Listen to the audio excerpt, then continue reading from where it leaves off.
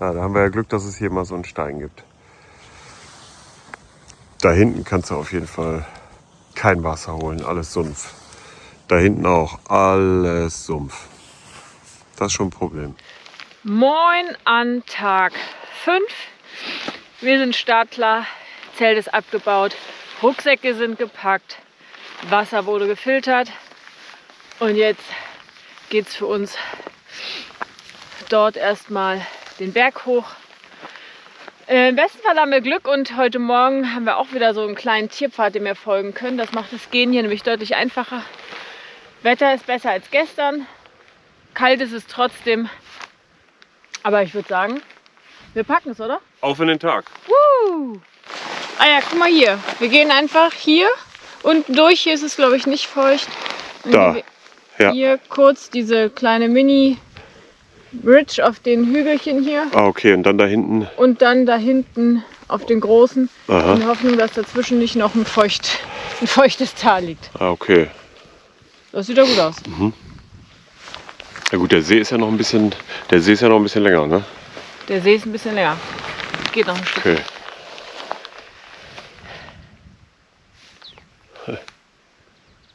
Echt so 200 Meter gelaufen, schon einen Fluss überquert und schon dreimal gefragt, wo es lang geht. Geil. So ist das hier.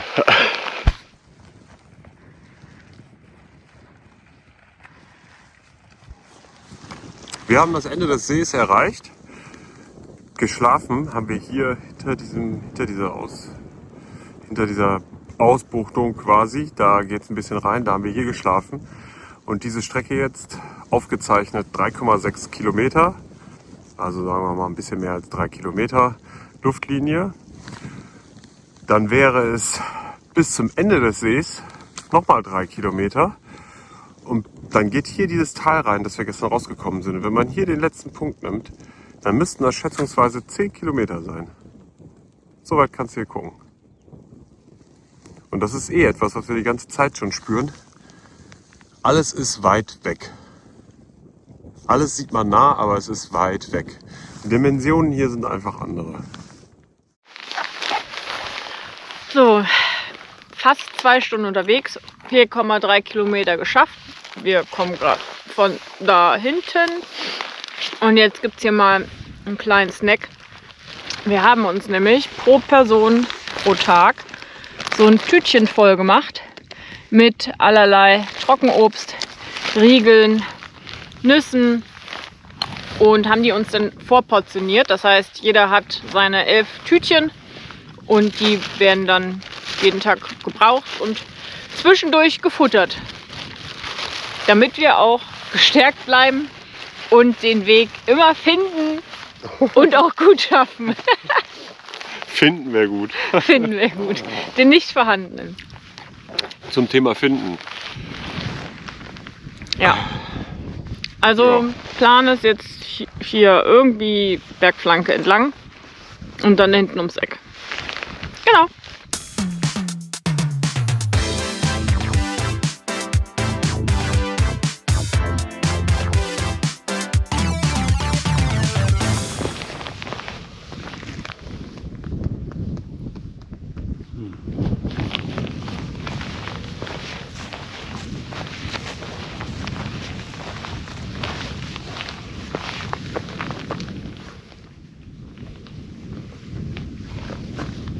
Müssen wir da runter ins Tal? Da? Eigentlich nicht. Okay. Sieht nämlich sehr nass aus.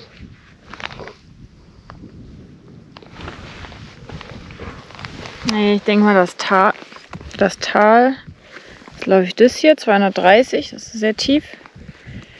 Und eigentlich müssen wir hier auf den nächsten Hügel drauf. Ja. Also die Frage ist, ob wir diese Ridge hier nebendran nehmen, um da dann hochzukommen. Und nicht diese hier. Ja, die ist ja jetzt hier, genau. Die geht deswegen ja die Frage, ob wir ins Tal müssen. Weil nee. Gut. Gut. Weitermachen.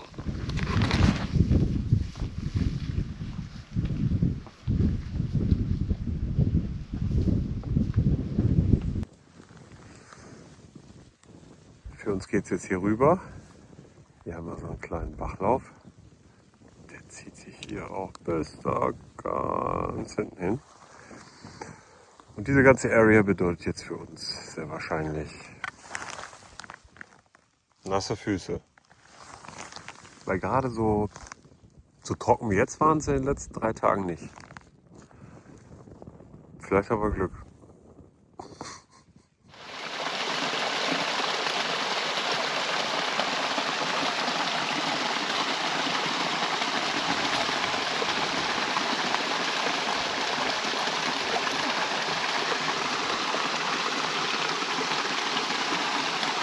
Manchmal möchte ich auch gerne lange Beine haben.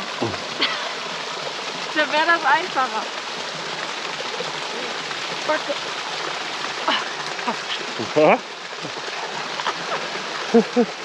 Jo. Geil. Geschafft, ja. Und nun? Noch nicht geschafft. Hier vorne ist, dahinter ist auf ein See und das ist hier der Abfluss. Wir versuchen ja immer die Füße trocken zu halten und haben festgestellt, also in Feuchtwiesen geht das auf keinen Fall. Aber in so steileren Hängen, wo dann hier so Seen abfließen, da funktioniert das ganz gut. Ja. Und wenn man sich einen Weg fahren kann, dann läuft's. Und jetzt geht's da weiter. Da hinten sieht man nochmal das Eiscap. Ich denke mal, das ist Ausläufer vom Russell Glacier. Den sehen wir noch als allerletztes die ganze Zeit. Gestern auch schon. Und dann sind wir hier irgendwo von hinten. Man kann das echt gar nicht mehr erkennen. Ne? Auf jeden Fall sind wir hier runtergekommen. Hier. Ja. Und egal wohin man guckt, sieht überall gleich aus. Da hinten kommt ein bisschen die Sonne durch. Und was ich auch glaube, ist, dass wir da vorne den Fjord sehen von Kangerlussuaq. Und ich glaube, den sehen wir dort auch. So, Kangerlussuaq müsste da hinten sein, wenn ich es richtig ausspreche. Ach, das ist die Bucht? Jo. Krass. Okay, aber jetzt lass uns mal schnell weitergehen. Hier ist viel zu windig und arschkalt. Ja, hier ist der Wind, der ändert alles. Der ist irgendwie minus 10 Grad. Kannst du 8 Grad haben hier, fühlst du dich pudelwohl. Sobald der Wind kommt, hast du Minusgrade. Das ist total krass. Wir machen jetzt mal weiter.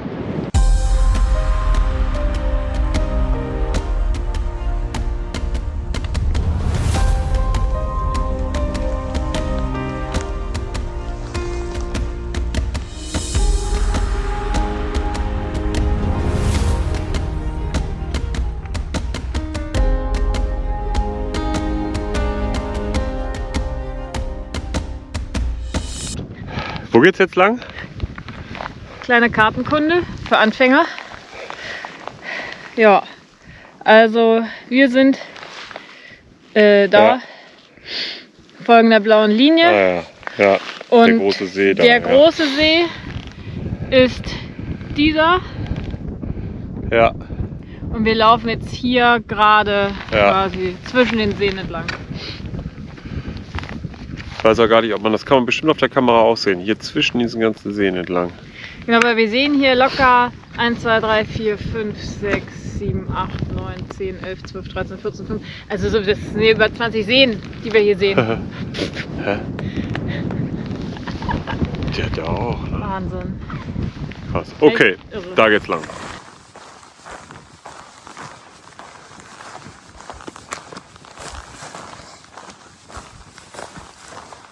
So, unglaublicherweise hat das geklappt.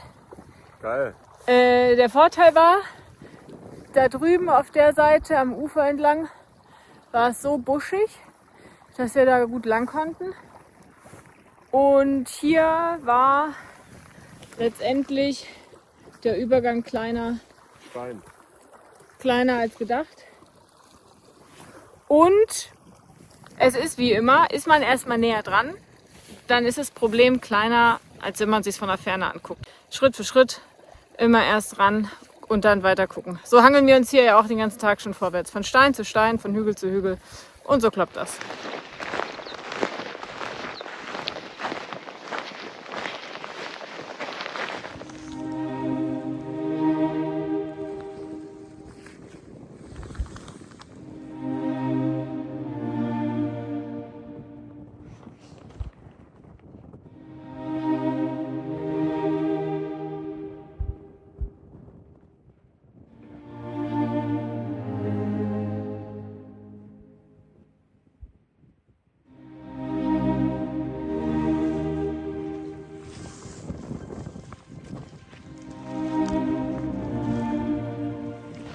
Gestern sind wir einigen Tierpfaden gefolgt, was das Gehen natürlich deutlich angenehmer gemacht hat.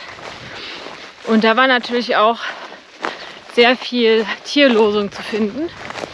Auch ganz unterschiedlich, also schon alt und vertrocknet, aber auch noch total frisch.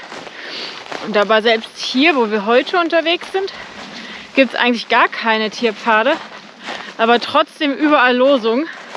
Und irgendwie ist das total schön, das zu sehen, weil zum einen zeigt das natürlich, dass es hier eine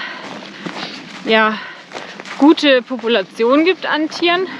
Ich meine, wir haben ja auch schon eine Menge gesehen, heute mit dem Polarfuchs, natürlich ein echtes Highlight. Und das fühlt sich halt so an, also das Schöne ist halt, dass wir Gast von dieser Welt hier sein dürfen. Und das ist total schön, hier sein zu dürfen.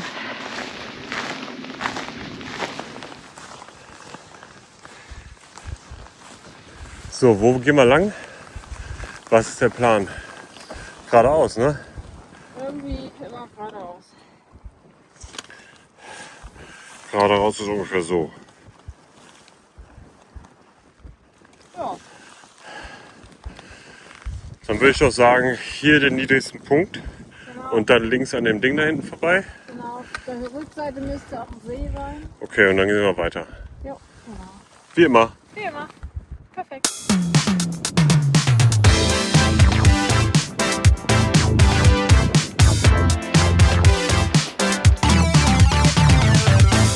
Da will jemand keine nassen Füße haben. Ich glaube, er hat es geschafft. Und hier ist halt einfach alles nass. Ich muss da jetzt auch noch durch. Und ich habe nicht aufgepasst, wo ich langlaufen muss. Shit.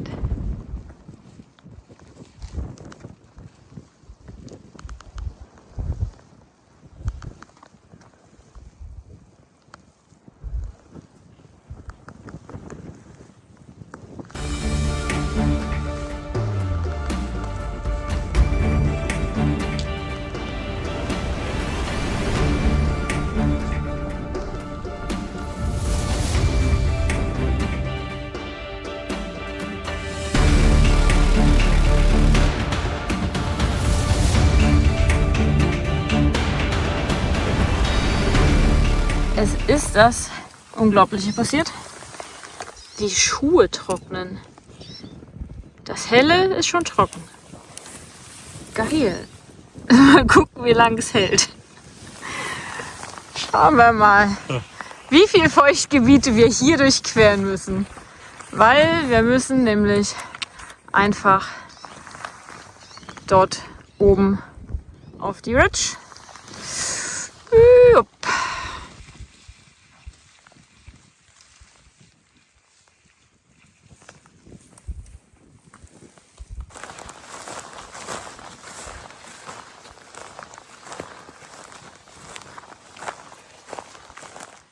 Vielleicht sieht man es. Aber die Wolken hier hinten, die haben so eine blaue Färbung. Das kommt daher, dass an der oder dort hinten in der Region ist der Kangerlussuaq Fjord mit dem frischen Gletscherwasser. Und das ist ja durch seine Sedimente etwas blau gefärbt. Und das strahlt einfach ab. Und die Wolken leuchten ganz toll blau. Schön sieht es aus.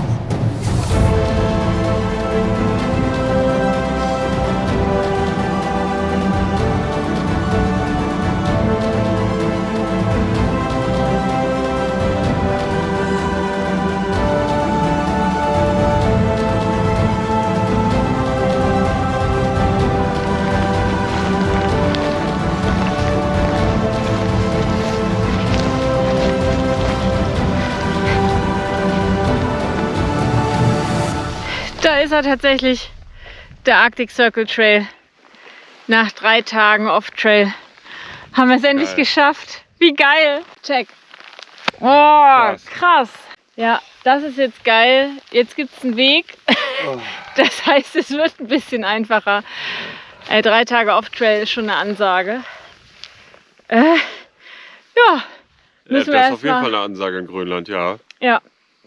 Aber es hat sehr viel Spaß gemacht. Es war richtig, richtig gut. Und das war auch eine richtige Challenge. Ja, Ja, das war ganz schön krasses Abenteuer. total. Ja. Und jetzt gucken wir mal, was das andere Abenteuer bringt. Ja. Wie das so aussieht.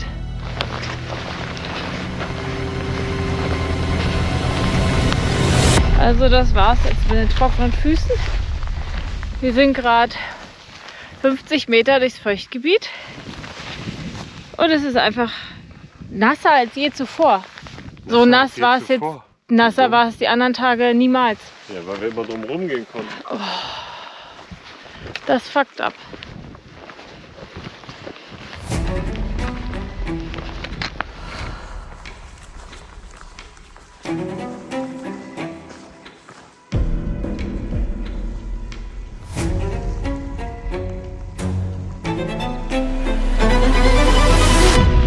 Ja, also irgendwie ist aus unserem Weg ein Bach geworden. Ja, Offroad kennen wir ja.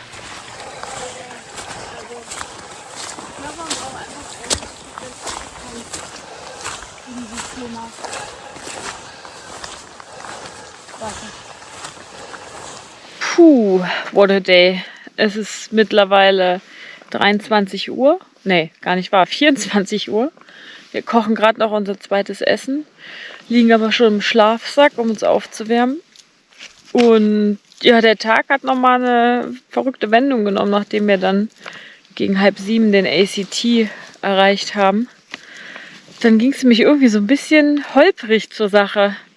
Es fing an zu regnen, die Schuhe waren sofort wieder nass, wir haben kein Wasser gefunden, wir haben keinen Zeltplatz gefunden und alles hat sich irgendwie hingezogen. Als wir dann einen Stellplatz hatten, ist der Hering abgebrochen, also es hat irgendwie gar nichts mehr geklappt. Und deswegen sind wir jetzt froh, dass wir hier ein Plätzchen gefunden haben, mit Schieflage, aber besser als nichts. Und wir essen jetzt gleich noch die zweite Portion und dann sind wir auch froh, wenn es das für heute erstmal war. Wir sind ganz schön kaputt, obwohl jetzt heute auch der Tag auf dem Off-Trail wirklich wunderschön war. Und das hat richtig Bock gemacht und wir sind auch total stolz, dass wir das so gut gerockt haben. Und jetzt gucken wir mal, wie uns der ACT gefällt. Wir hoffen natürlich, dass die restlichen Tage besser werden als der heutige. Ja, und deswegen sagen wir jetzt erstmal gute Nacht. Wir essen weiter und sehen uns morgen. Ciao, ciao.